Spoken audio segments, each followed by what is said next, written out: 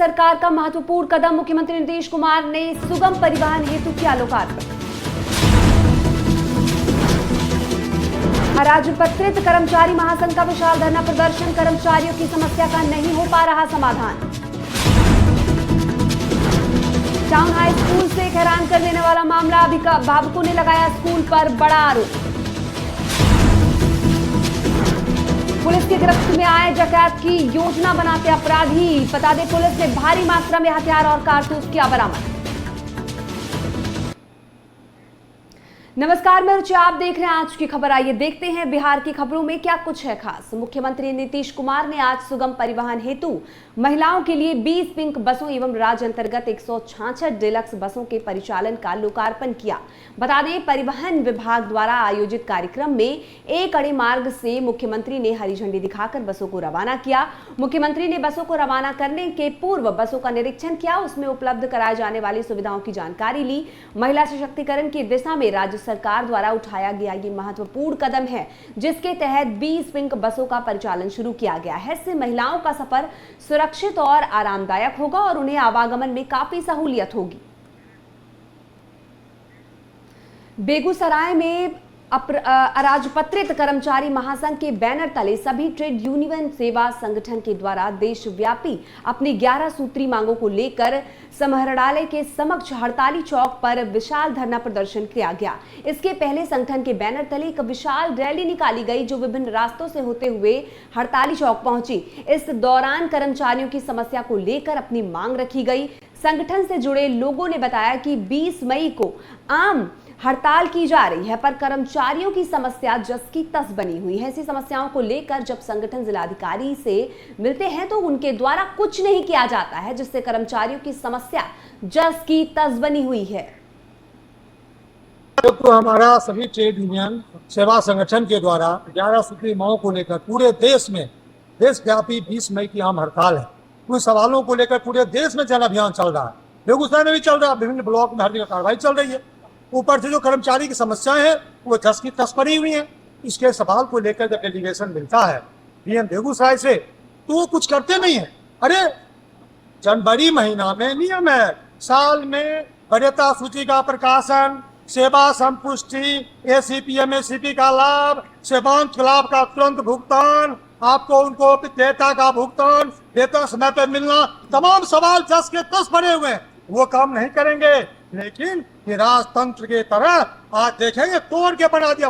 अच्छा हॉल को तोड़ दिया, कारगिल भवन हो कि क्या क्या हॉल हो, सबको तोड़ के हाईटेक बना दिया, बड़ा सा एक आरामगाह बना। बेगूसराय कलेक्टर के द्वारा मनमानी पूर्ण रवैया, कर्मचारियों के साथ तानाशाही पूर्ण व्यवहार और असम्मानजनक असंसदीय भाषा का इस्तेमाल, ये हमारा मुख्य इशू है। इसके अलावे जो छुट्टी का दिन होता है, जब मनमाने तरीके से 9 बजे 10 बजे रात तक, यहाँ तक कि हमारा जो 1 मई जो मजदूर दिवस है, जो अंतर्राष्ट्रीय स्तर पर लेबर डे के रूप में मनाया जाता है, उस दिन भी कार्यालय खोल करके कर्मचारियों के जो डेमोक्रेटिक राइट है उसको भी उन्होंने खत्म करने का काम किया।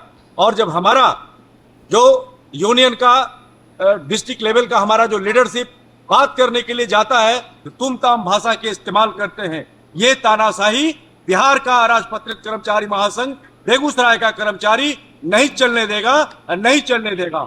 और आज आपने देखा है कि जिला पदाधिकारी के उस रवैये के खिलाफ बेगूसराय का तमाम कर्मचारी हजारों की संख्या में आज सड़कों पर है, और अगर जरूरत पड़ेगी तो पूरे बिहार का कर्मचारी मुंगेर के टाउन हाई स्कूल से हैरान कर देने वाला मामला सामने आया, जहां दर्जनों छात्र के पेरेंट्स संघ, बजरंग दल और रक्षा वाहिनी की सदस्य पहुंचकर हंगामा करने लगे। हंगामा कर रहे अभिभावकों का आरोप था कि उनके बच्चे के हाथ में कड़ा या कलावा पहनने के कारण स्कूल में मारपीट की जाती है। वहीं प्रभारी प्राचार्य पूनम कुमारी ने अभिभावकों और अन्य लोगों को समझा बुझाकर मामला शांत कराया।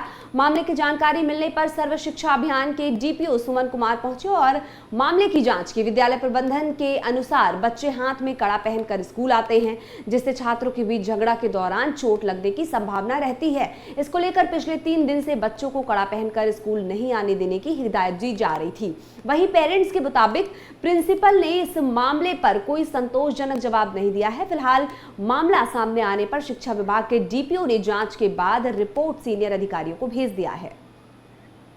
प्रार्थना हुआ, प्रार्थना होने के बाद फिर पीटी हुआ, पीटी होने के बाद सब बच्चों का बाल चेक हुआ, तो उसमें जिसका बाल बड़ा था उसको मारा गया। उसके बाद फिर हम लोग जब स्कूल में एंट्री करने लगे उस समय हम लोग का कलावा चेक हो रहा था, जिसके हाथ में कलावा था उसको चेक हो रहा था कि किनके हाथ में है।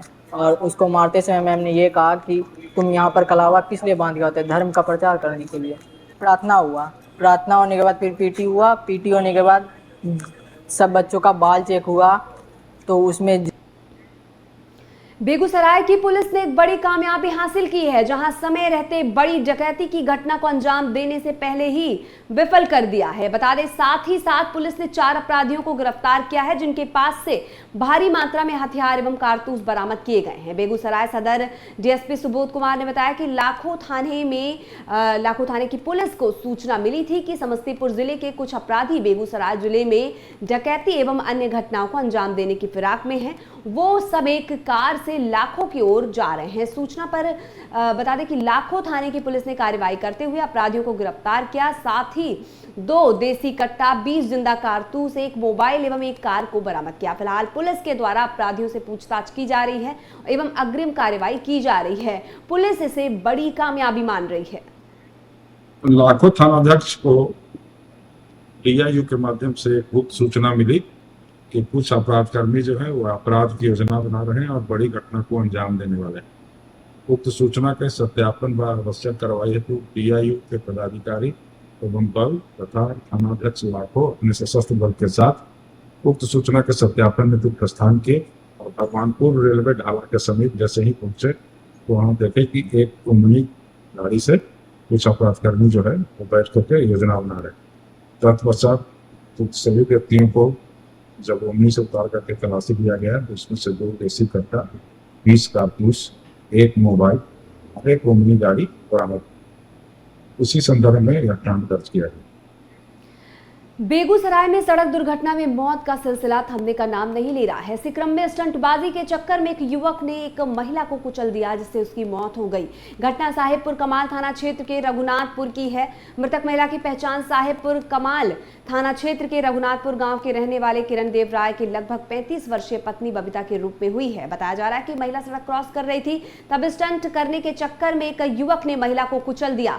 बता दें, गुस्साए लोगों ने गाड़ी को हाथ में पकड़ लिया। वहीं मौके पर पहुंची पुलिस ने शव को कब्जे में लेकर पोस्टमार्टम के लिए बेगूसराय सदर अस्पताल भेज दिया और आगे की कार्रवाई में जुट गई है।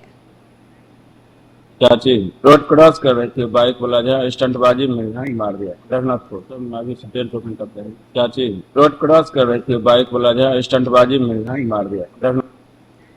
बेगूसराय पुलिस ने ब्लाइंड मर्डर भोला पासवान हत्याकांड का खुलासा कर दिया है। इस हत्या में पत्नी गुंजा कुमारी ने दूसरे पति संजय कुमार और अपने मौसा के साथ मिलकर हत्या की साजिश रची थी। भोला पासवान को पत्नी गुंजा कुमारी ने फोन करके वैशाली से समस्तीपुर बुलाया था। भोला पासवान की हत्या के बाद शव को बोरोई में बंद कर घटनास्थल से 90 किलोमीटर दूर बेगूसराय के भगवानपुर थाना क्षेत्र के ताजपुर 3 बटिया इलाके में फेंक दिया था। पुलिस ने भोला पासवान की पत्नी और महिला की दूसरे पति को गिरफ्तार कर लिया है। ग्राम ताजपुर दबटिया के पास एक अज्ञात व्यक्ति था जिसका बोरे में लाश मिला। तो उस समय वो अज्ञात था, उसकी पहचान नहीं हुई थी। हम लोगों ने पोस्टमार्टम करवा के उसे सदर अस्पताल में रखा था उसकी पहचान के लिए। सभी जिला में आसपास समस्तीपुर, बेगूसराय में, वैशाली में हम लोगों ने सर्कुलेट किया था उसका तस्वीर, ताकि पता चले कि कौन है। तो जब हम लोगों ने 2 दिन के बाद उसकी पहचान स्थापित हुई तो उसका नाम भोला पासवान, पेशर लाल किशन पासवान, साकिन हसनपुर जिला समस्तीपुर के रूप में हुई। उसके बाद जब हम लोगों ने इसमें साथ संकलन किया तो इसके लिए हम लोगों ने 2 लोगों को उठाया था। एक गुंजा कुमारी जो वैशाली जिला के रहने वाली थी और एक संजय कुमार जो उसका पति। बाद में जब हम लोगों से पूछताछ किया गया तो पता चला कि जो मृतक भोला पासवान है उसकी शादी हुई थी गुंजा कुमारी से 2 साल पहले। उसके बाद गुंजा कुमारी उस घर से भाग गई थी। दोनों की पहले लव मैरिज थी। बाद में गुंजा कुमारी उसके घर से भाग गई और उसकी शादी एक दूसरे लड़के से उसके मौसा ने, उसके मौसा का नाम राजा कुमार है, उसने दूसरे लड़के जिसका नाम मंजय कुमार है उससे उसकी शादी करवाई। मंजय कुमार को ये पता नहीं था कि उस लड़की को पहले शादी हो चुकी है। बाद में जब लड़की उससे बात करती थी इंस्टाग्राम पर, तो वो बात करती थी अपने पहले पति से जो मृतक थे। इस संबंध में उसका जो पति है उसको बहुत गुस्सा आता था, उसको लगता था कि इससे क्यों बात करती है। तो इसने, उसके मौसा ने और उसके एक और मौसा का उसका एक दोस्त था, उसका नाम अभी क्लियर नहीं है, इन लोगों ने प्लानिंग के तहत उसकी पत्नी के द्वारा, अपनी पत्नी के द्वारा ही इंस्टाग्राम पे कॉल करके उसे बुलाया और अपने जगह बुलाया। और उसके बाद एक 4 व्हीलर में उसका अपहरण हुआ।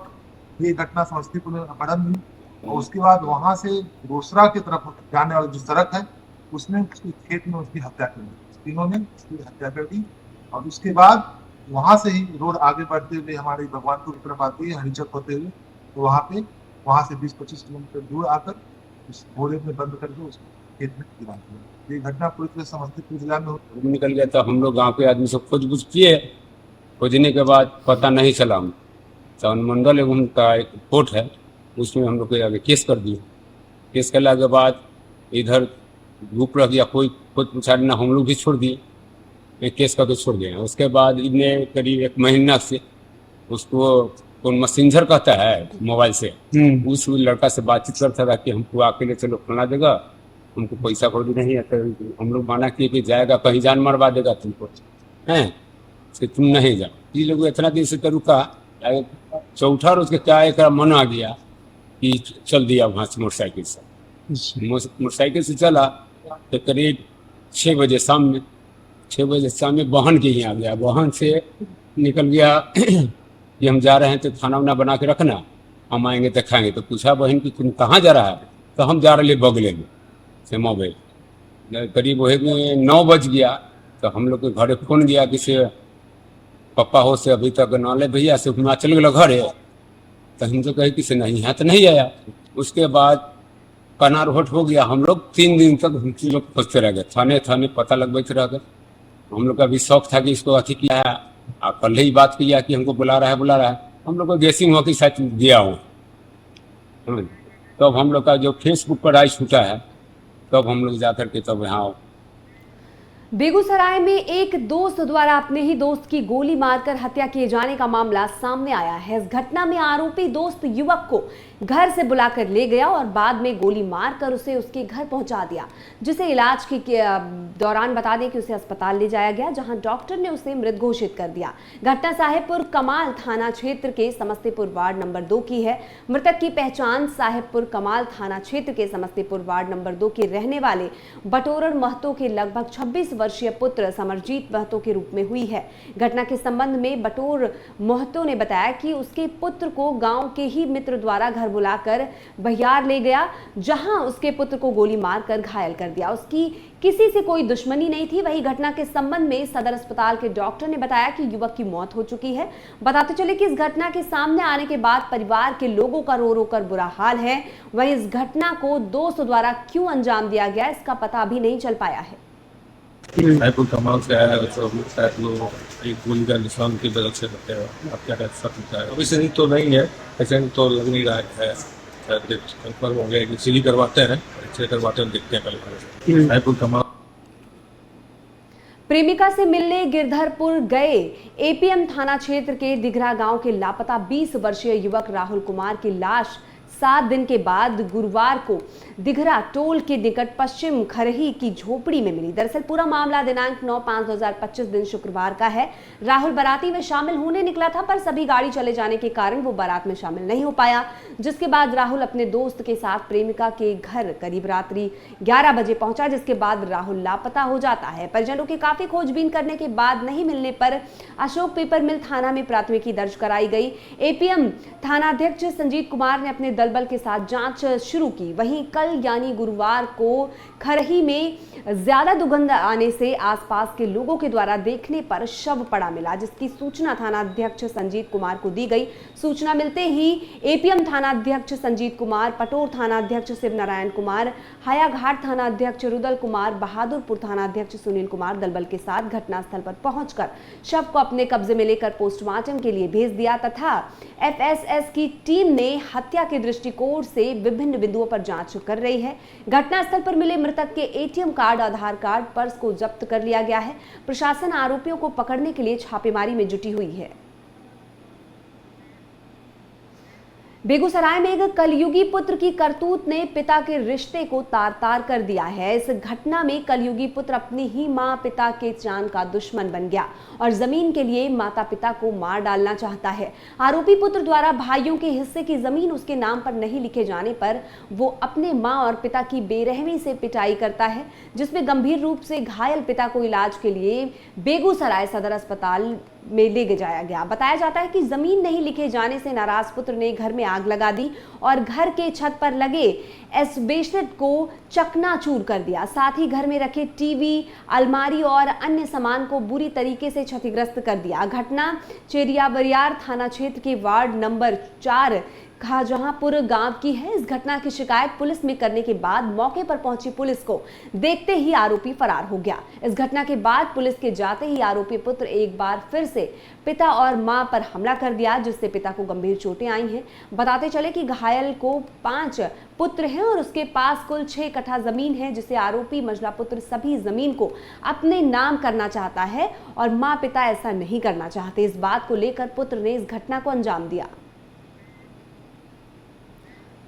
पटना के सेंट्रल मॉल में उमड़ी इस भीड़ को देखिए। राहुल गांधी जहां महात्मा ज्योतिबा फूले पर बनी बायोपिक देखने पहुंचे तो उनमें संवाद कायम करने के लिए युवाओं का हुजूम उमड़ पड़ा। तस्वीरें आपके सामने हैं। आज गया, पहले मतलब इनको कोई प्रॉब्लम दिख नहीं रहा था, मगर अचानक उन्होंने फिर रोकने की कोशिश की, मगर ठीक है, हम चले गए, हमने जो करना था कर दिया। जाति जनगणना की बात की मैंने वहाँ पे, और ये कहा कि देखिए जो प्राइवेट यूनिवर्सिटीज कॉलेजेस में कानून है कि रिजर्वेशन होना चाहिए, वो कानून लागू हो और 50% की जो दीवार है रिजर्वेशन वाली वो तोड़ी जाए। ये हमारी मांगे हैं और इनको हम पूरा करके दिखाएंगे।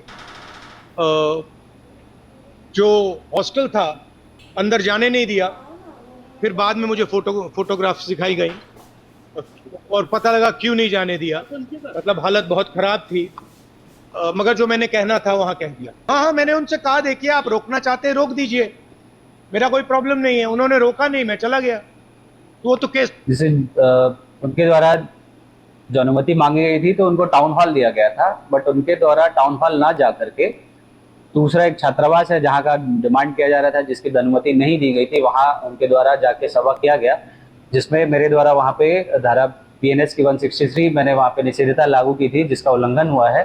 तो उसके उल्लंघन के आलोक में वहां पे जो मैजिस्ट्रेट प्रतिनियुक्त थे उस छात्रावास को देखने के लिए उनके द्वारा एफआईआर दर्ज कराया गया है। और दूसरा एफआईआर दर्ज कराया गया है जिला कल्याण पदाधिकारी के द्वारा, क्योंकि वो कल्याण छात्रावास है और बिना अनुमति के उस छात्रावास में प्रोग्राम किया गया और सभा किया गया। स्थिति यह हो गई है कांग्रेस पार्टी की कि यदि उनके राष्ट्रीय नेता आते हैं तो उनके नेता को सुनने के लिए बिहार की जनता नहीं आती। नेता के अंदर कोई ऐसा आकर्षण नहीं होता जिससे बिहार की जनता ये माने कि इनसे बिहार के किसी का भला होने वाला है। और इसीलिए अब कांग्रेस पार्टी हिम्मत नहीं करती है कि वो कोई जनसभा कर सके और उसमें आम लोग आ सके। अभी आप लोगों ने देखा होगा 1 महीने पहले की बात। बिहार की खबरों में बस इतना ही। ऐसी और तमाम खबरों के लिए हमारे साथ बने रहिए और देखते रहिए आज की खबर।